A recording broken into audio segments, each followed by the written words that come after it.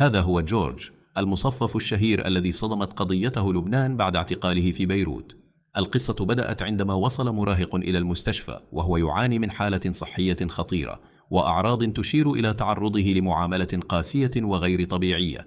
الأهل رفضوا التصديق، قالوا للقوى الأمنية إن ابنهم يصور فيديوهات مع مشهور ولا يمكن أن يكون قد تعرض لأي أذى. لكن القاصر بقي صامتا، يراوغ ولا يتكلم. بعد يوم واحد فقط وصلت حالة ثانية إلى المستشفى بنفس العلامات.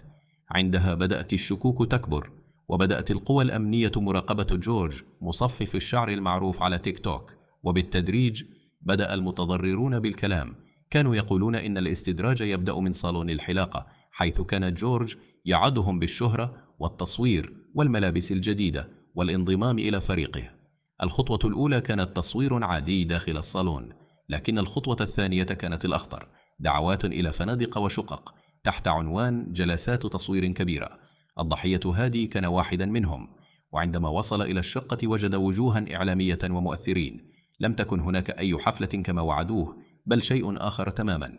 بحسب الشهادة تم الضغط عليه للقيام بأمور لم يرغب بها، ثم تعرض لمعاملة قاسية من مجموعة من الأشخاص، وقاموا بتوثيق ما جرى لاستخدامه ضده إن تكلم، ثم طردوه خارج الشقة. وصل هادي إلى المستشفى منهكا، ولم يكن وحده.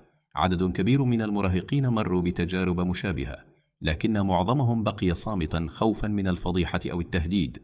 مع توسع التحقيقات تم كشف شبكة كاملة تعمل على استدراج المراهقين عبر السوشيال ميديا، ووصل عدد المتورطين فيها إلى نحو 30 شخصا. تم توقيف العديد منهم، وهم اليوم خلف القضبان بانتظار المحاكمة.